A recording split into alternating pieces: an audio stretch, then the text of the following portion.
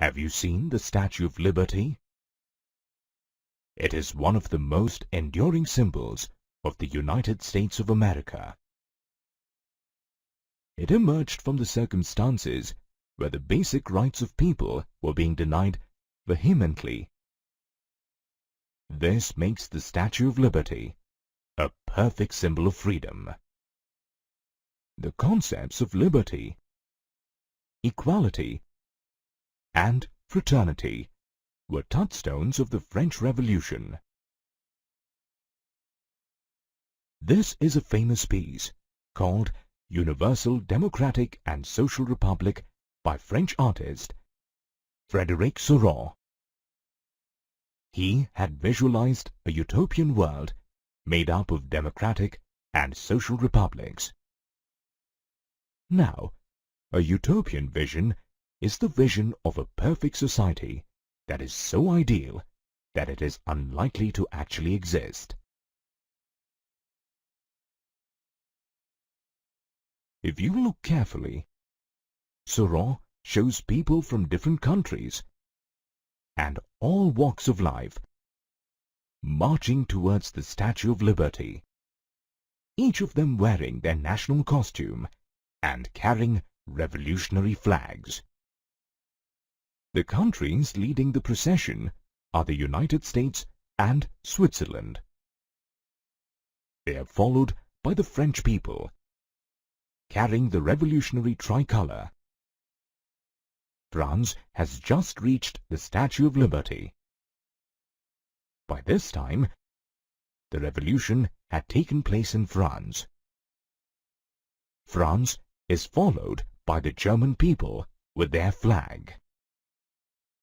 Other countries of Europe, such as Sicily, Lombardy, Poland, England, Ireland, Hungary, and Russia are behind Germany. The rubble in the foreground signifies the end of absolutist institutions and monarchy. Absolutism can be defined as a government or a system of rule with a lot of uncontrolled power. It also refers to an oppressive monarchical government. Another remarkable part of this print is the angels, saints and Christ, who are looking at these groups of people. It seems that they are showering their blessings on them. Seurat has used Christ and the angels to emphasize the fraternity among the nations of the world. This print is path-breaking, as it reflects the mood of the times and forebodes an era of revolutions that marked Europe during the 19th century.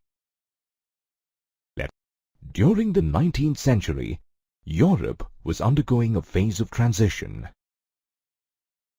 The long-oppressed peasantry had begun to question the landed aristocracy and the feudal system. On the other hand, rapid industrialization had given birth to the middle class, consisting of industrialists, businessmen, and professionals. In the wake of these changes, the educated, liberal-minded middle class wanted to overthrow the absolutist rulers.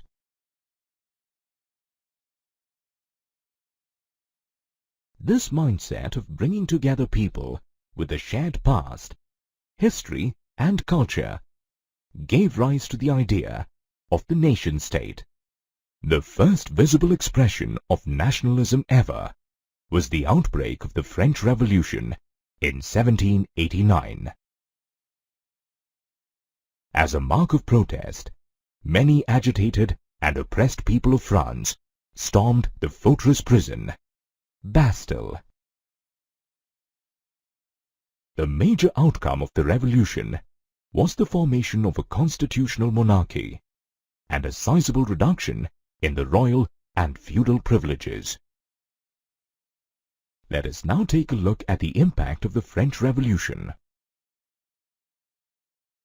It paved the way for the achievement of bigger goals of national identity and national pride, which can be aptly called nationalism. The revolutionaries referred to France as La Patrie, or the fatherland, where all citizens, known as les citoyens, enjoyed equal rights under the Constitution. Some major steps were taken by the revolutionaries to establish a feeling of nationhood and a collective French identity. To commemorate this significant historical event, a new design for the French national flag was adopted. The new design represented the pride and honor of belonging to a free nation. To invoke nationalism, several hymns and songs were composed, and oaths were taken. The martyrs of the French Revolution were commemorated. French was adopted as the common language of France, and the use of regional dialects was discouraged.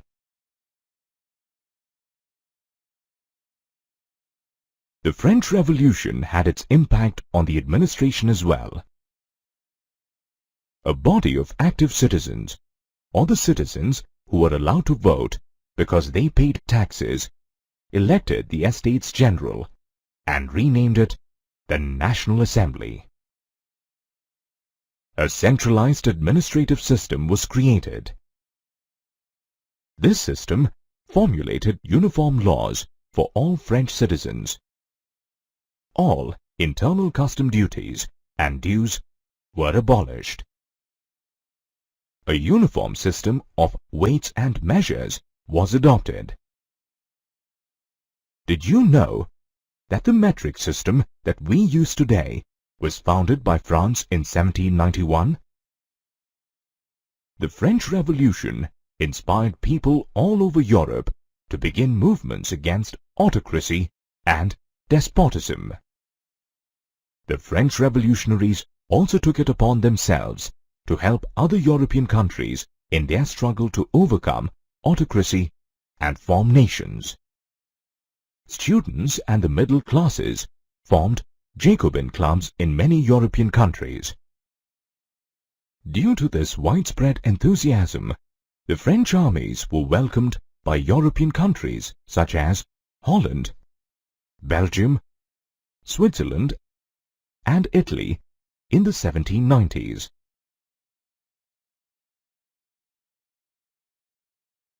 The era after the French Revolution saw the emergence of a famous historic personality, a warrior known as Napoleon Bonaparte.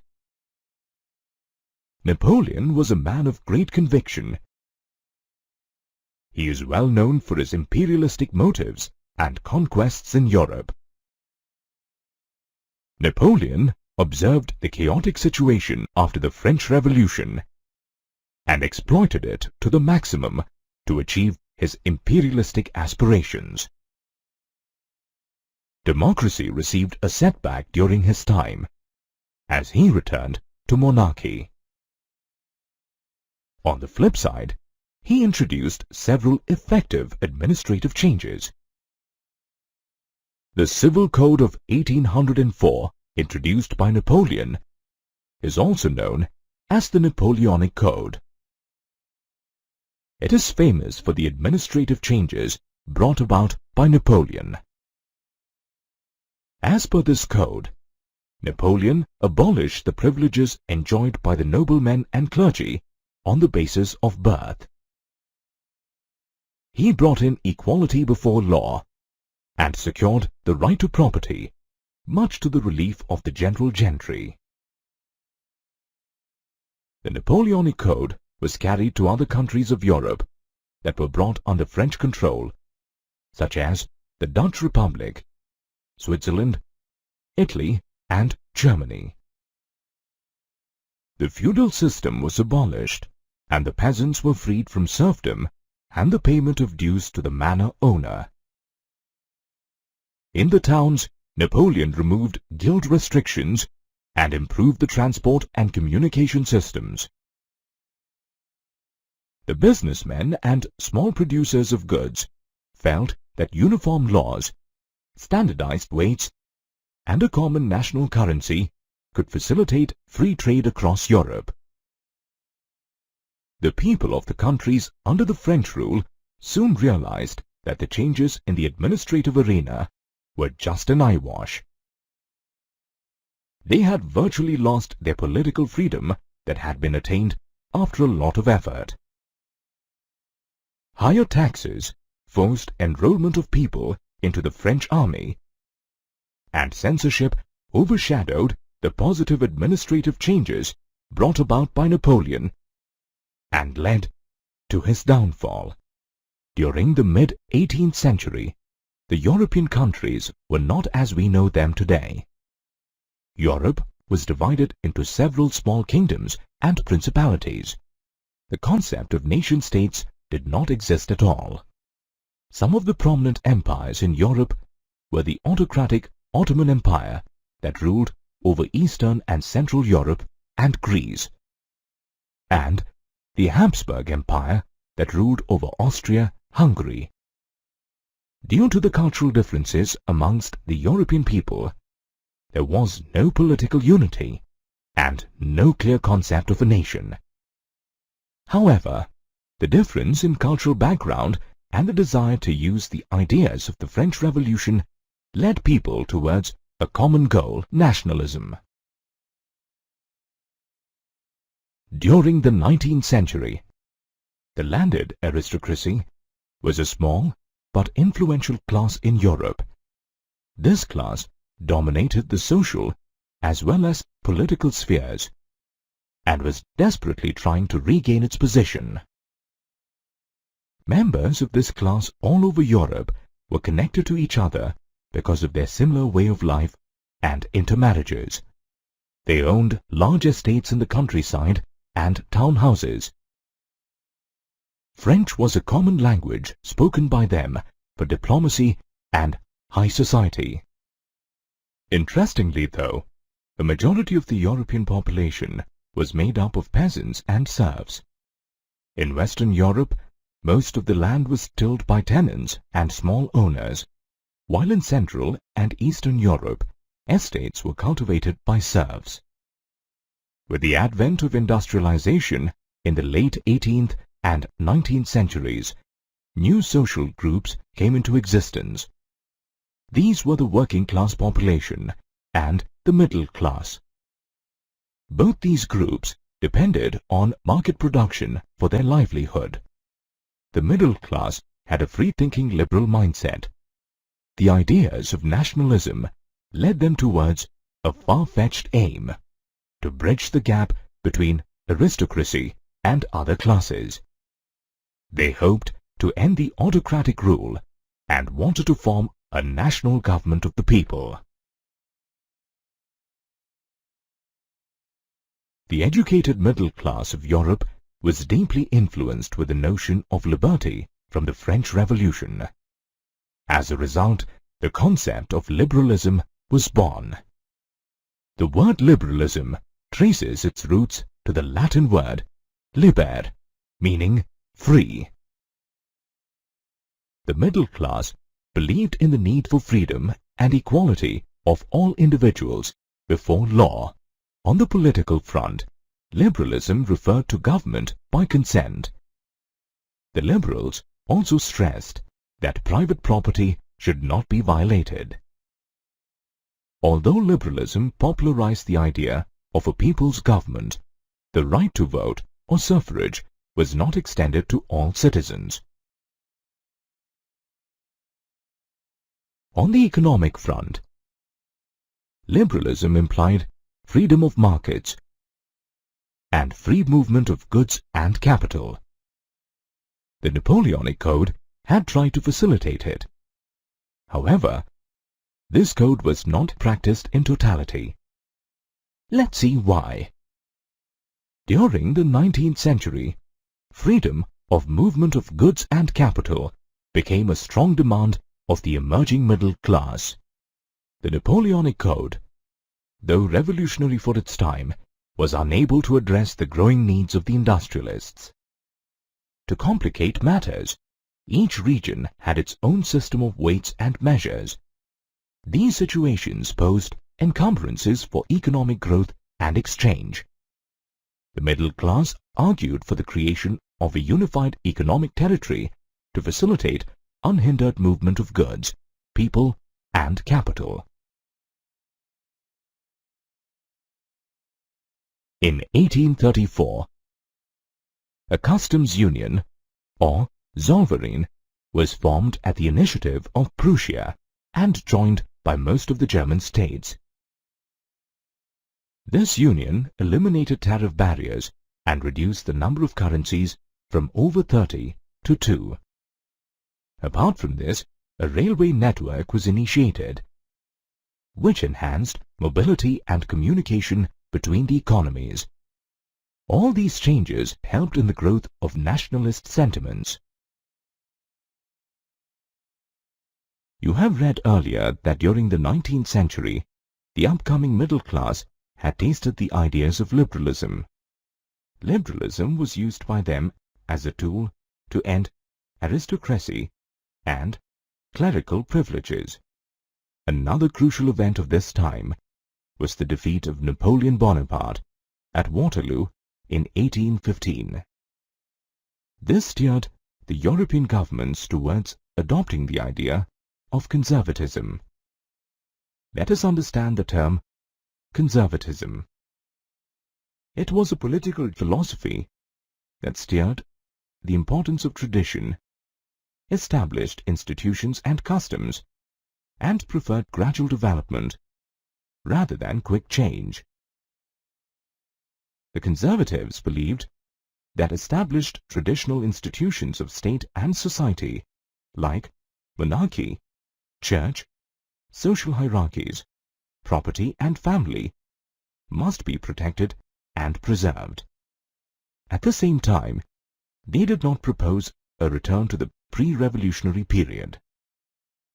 They firmly believed that the aristocratic monarchies of Europe could gain a lot from a modern army, an efficient bureaucracy, a dynamic economy, and the abolition of feudalism and serfdom.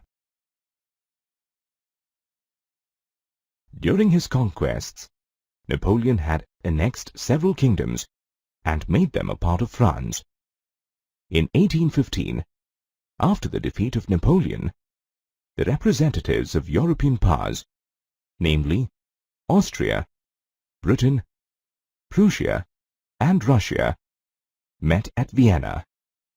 This meeting is also known as the Treaty or Congress of Vienna. The chief architect and host of this treaty was the Austrian Chancellor, Duke Metternich. The purpose of this treaty was to undo all the territorial changes that had taken place during the Napoleonic Wars and create a new conservative order in Europe. As a result, the Bourbon dynasty, deposed during the French Revolution, was restored to power. This was just to convey to the people that royalty and aristocracy was back and here to stay. Besides, France lost most of the territories it had gained during Napoleon's time. To prevent the expansion of France in the future, certain states were set up along the boundaries of France. Interestingly, the German Confederation of 39 states, set up by Napoleon, was not touched at all during this division. The conservative regimes, set up through the Treaty of Vienna in 1815, were autocratic in nature. They tried to curb the freedom of expression and imposed censorship laws on newspapers, books, plays, and songs as they championed freedom. Let's now find out the reaction of the liberals to conservatism. The liberals were not happy with the autocratic ways of the conservatives. They raised their voice against the censorship of the press. After 1815, several liberals began working in secret societies all over Europe to propagate their views and train revolutionaries. The liberals, on the other hand, wanted to overthrow the monarchical structures that had been formed after the Vienna Congress. They realized that to overthrow the autocratic conservative order, the creation of nation-states was essential. The famous Italian revolutionary Giuseppe Mazzini was a man of such revolutionary ideas. He was part of a secret society called Carbonari. Mazzini founded two underground societies called Young Italy in Marseille and Young Europe in Bern. Mazzini believed in the unification of the small kingdoms and principalities in Italy. The period between 1830 and 1848 was marked by a lot of tensions and turmoil. Earlier, Europe had witnessed the dramatic rise of two philosophies, liberalism and conservatism. The liberal nationalists, or the educated middle class, planned ways to overthrow monarchy and bring in a government of the people. The relentless efforts of the liberals began to bear fruit, and Europe saw a series of revolutions in Italy, Germany, Poland, Turkey, and Ireland. In 1821, a significant event mobilized nationalist feelings among the educated class in Europe. This was the Greek War of Independence. The Greeks struggled against the autocratic Ottoman Muslim Empire and began a nationalist movement.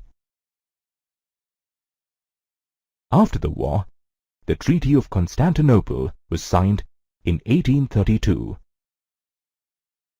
It recognized Greece as an independent nation.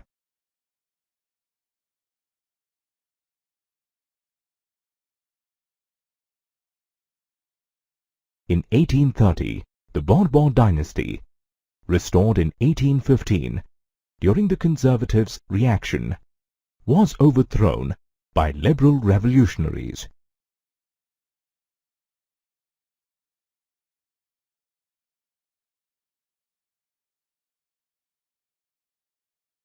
The French Revolution of 1830 is also known as the July Revolution.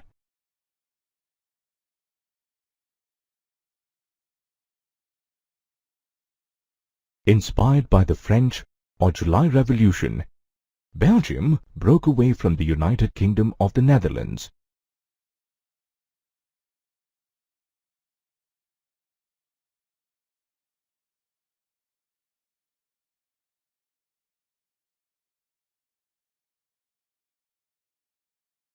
In the 19th century, art, culture, and literature helped in instilling the feelings of nationalism and also infusing the idea of a nation. During this time, artists, poets, and writers made efforts to create a sense of a shared collective heritage, a common cultural past, as the basis of a nation. Writers, poets, painters, and musicians of the Romantic era stressed on individualism, nationalism, feeling, imagination, and emotion as opposed to reason and science. Romanticism can be defined as an artistic, literary, and intellectual movement that originated in this turbulent phase of political upheaval.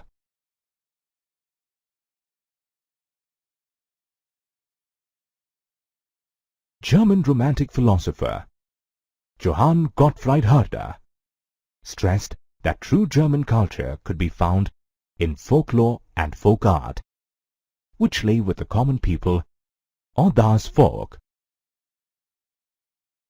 Another example is the Grimm brothers' fairy tales. Jacob, and Wilhelm Grimm were born in Germany. The Grimm brothers believed that collecting German folk tales and popularizing German was a way of reinforcing the German identity. The revival of popular folk art forms and language helped people to identify with the cause of nationalism.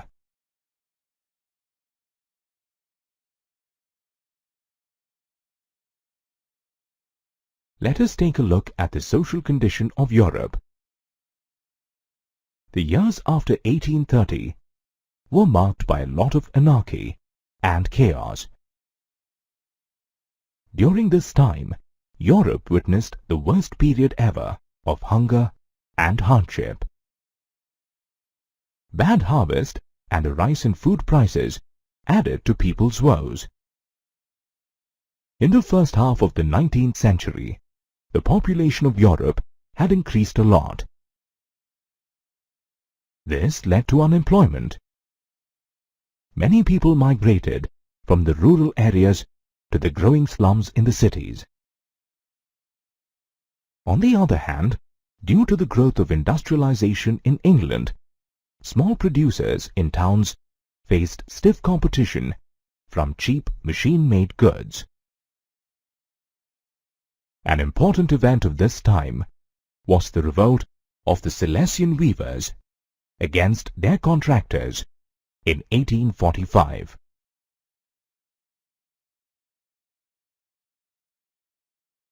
The peasants stormed into the contractor's mansion, demanding their rights. In France, food shortage led to the peasants' uprising in 1848. To pacify the people, the National Assembly granted suffrage to males about 20 years of age, and national workshops were set up to provide employment.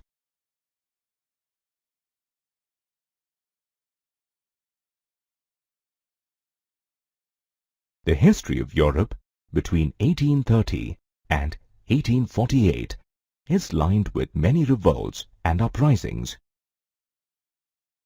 There were rebellions by peasants and workers against exploitation, and the liberals were staging rebellions driven by the ideology of nationalism. An ideology is a system of ideas reflecting a particular social and political vision.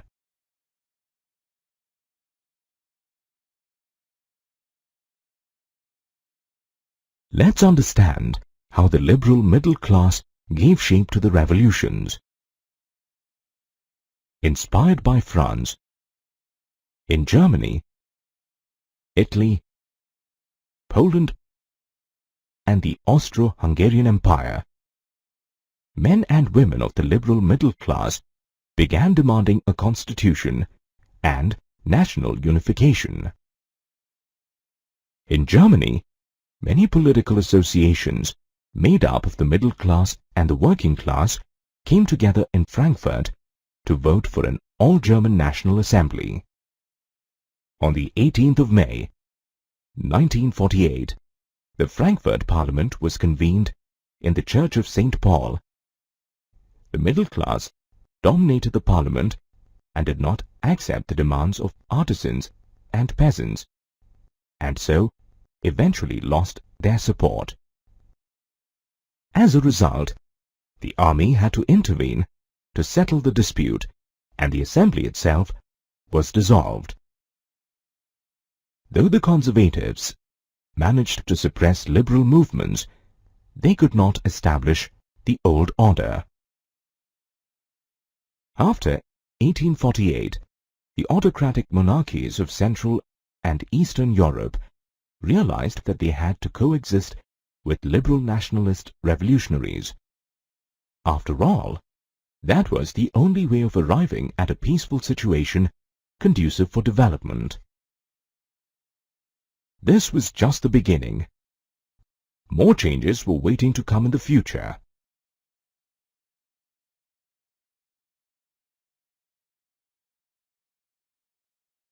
Despite upholding the concept of universal freedom, the liberal revolutionaries exhibited narrow-mindedness in their attitude towards women. Since the French Revolution, women played an active role in revolts and popular movements. They founded newspapers and political associations, but suffrage and political rights still eluded them. The Frankfurt Parliament is an example where women merely acted as spectators in the upper left gallery. Luckily, there were people who came to the rescue of women's rights. Famous political activist Louise Otto Peters wrote in the first editorial of her newspaper that liberty without the liberty of women benefited only one half of humanity, which was men. This awareness of women's rights, based on political and social equality of genders, is also known as feminism.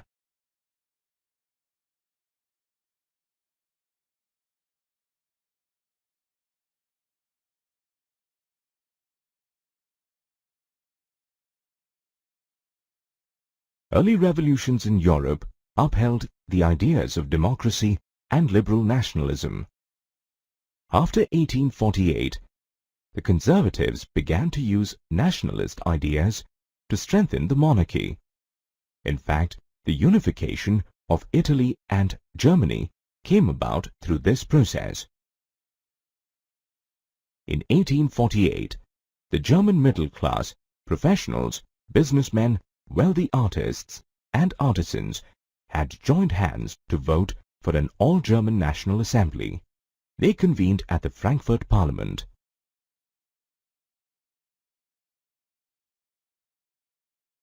The members of the Parliament offered the crown to Frederick Wilhelm IV, King of Prussia, who rejected it as he did not want subjugation to the Parliament. The Frankfurt Parliament was crushed by the monarchy and army, which was supported by the Prussian landowners called Junkers. After the Frankfurt Parliament, Prussia became the leader of German unification. The man who played a crucial role in the unification was the Chief Minister of Prussia, Otto von Bismarck. Bismarck was supported by the bureaucracy and the army. To achieve German unification, 3 wars were fought over a period of 7 years, between 1864 and 1870.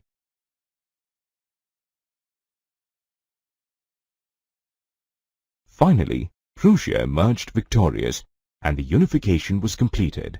On the 18th of January, 1871, the King of Prussia, Kaiser William I, was proclaimed the German Emperor at the Mirror Hall in Versailles. Thereafter, the process of nation-building began in the newly formed German state.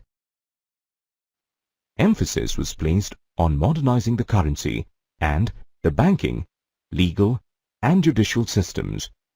Measures and practices of Old Prussia were adopted for the rest of Germany.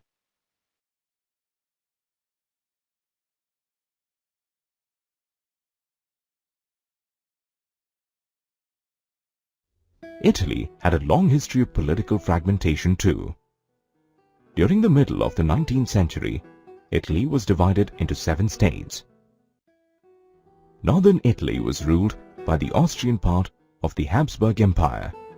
Central Italy was ruled by the Pope, while the southern part and Parma came under the Bourbon kings of Spain. Only one state, Sardinia-Piedmont, was ruled by an Italian princely house. There were a few key people who shaped the revolution and unification in Italy. Mazzini was the leader of the Republican Party. He had formed secret societies like Young Italy to regenerate Italy by education. However, the rebellion staged by the revolutionaries. Thereafter, the responsibility of unifying Italy came to Victor Emmanuel II, King of Sardinia, Piedmont. The Chief Minister of Piedmont, Count Camillo di Cavour, helped the king in forming an alliance with France, and they defeated the Austrian forces in 1859. Another person who played an important role was Giuseppe Garibaldi. He joined the war along with his armed volunteers called the Red Shirts. In 1860, Garibaldi and his troops drove out the Spanish rulers. In 1861, Victor Emmanuel II was announced King of United Italy.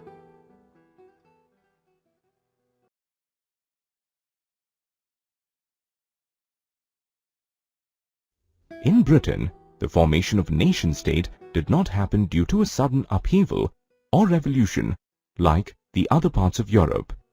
Rather, it was the result of a long drawn-out process. The British Isles was inhabited by ethnic groups such as the English, Welsh, Scots, and Irish. These groups had their own cultural and political traditions.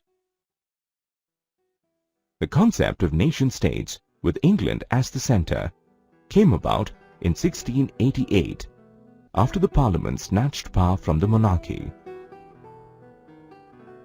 In 1707, the Act of Union between England and Scotland resulted in the formation of the United Kingdom of Great Britain. To ensure the growth of British identity, Scotland's culture and political institutions were suppressed. The Catholic Scottish Highlanders were forced not to talk in their native language, Gaelic, and weren't allowed to wear their national dress. The British imposed control over Ireland as well. Ireland had two dominant groups, Catholics and Protestants. The English favoured the Protestants, and the British helped them to dominate a largely Catholic Ireland. Several Catholic rebellions in Ireland were crushed brutally. Wolfe Tone, also known as the father of Irish republicanism, revolted against the British but failed. In 1801, Ireland was forcibly incorporated into the United Kingdom.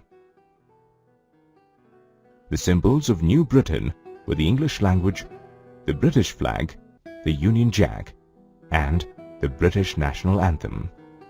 The fall of the Bastille has become a popular symbol of people conquering tyranny. A symbol is a visual image that represents something other than itself. It may be a representation using an object, picture, written word, sound, or a particular mark. Here are some symbols that all of us come across every day. During the 18th and the 19th centuries, several symbols were used by artists and revolutionaries to depict abstract concepts. These symbols were usually popular images from everyday life that uneducated masses could easily identify with.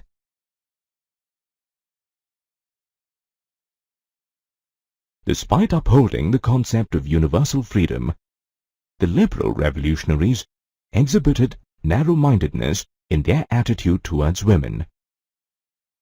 Since the French Revolution, women played an active role in revolts and popular movements. They founded newspapers and political associations, but suffrage and political rights still eluded them. The Frankfurt Parliament is an example, where women merely acted as spectators in the upper left gallery. Luckily, there were people who came to the rescue of women's rights. Famous political activist Louise Otto Peters wrote in the first editorial of her newspaper that liberty without the liberty of women benefited only one half of humanity, which was men. This awareness of women's rights, based on political and social equality of genders, is also known as feminism. If we recollect, after 1871, there was a significant change in the concept of nationalism in Europe. It no longer embodied the liberal nationalist ideas of the past. Nationalist groups in Europe still upheld the ideals of liberty, equality, and fraternity. However, they had become increasingly incompatible with each other and were constantly in conflict. This was a favorable situation for major European powers, namely Russia, Germany, England, and Austro-Hungary. They began taking advantage of nationalism in Europe to materialize their aims for imperialism. Let's understand the meaning of imperialism. It refers to the policy of extending the rule and the authority of an empire or nation over foreign countries, or of acquiring and holding colonies and dependencies.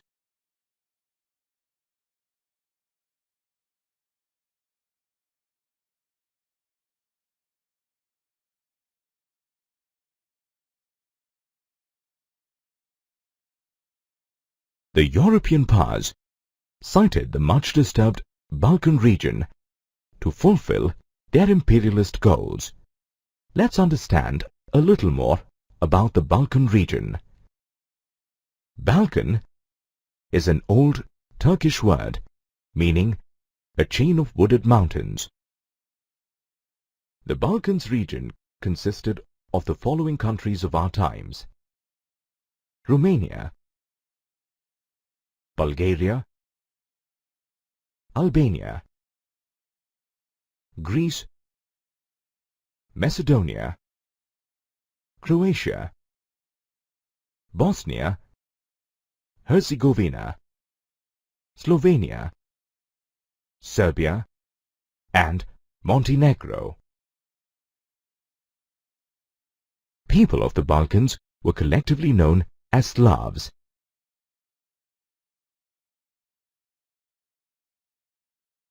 The spread of romantic nationalism and the downfall of the Ottoman Empire had made the Balkans Peninsula very tense and volatile. Gradually, the European subjects had begun to break away from the Ottoman Empire and had started declaring themselves independent. The Balkans claimed independence and a separate political identity based on nationality. Intensifying the tension further was the rivalry between the European powers over trade, colonies, and naval and military strength. To fulfill these aims, Russia, Germany, England, and Austro-Hungary wanted to extend their control over the disturbed Balkan region. Their rivalry caused many wars and culminated in the First World War. Nationalism, aligned with imperialism, led Europe to disaster in 1914. Later, the countries colonized by the European powers in the 19th century began to overthrow their imperial rule. Many countries struggled for the formation of nation-states, and each country was inspired by a sense of collective national unity. Though every country developed its own specific nationalism, there was one thing in common: the idea of organizing societies as nation-states.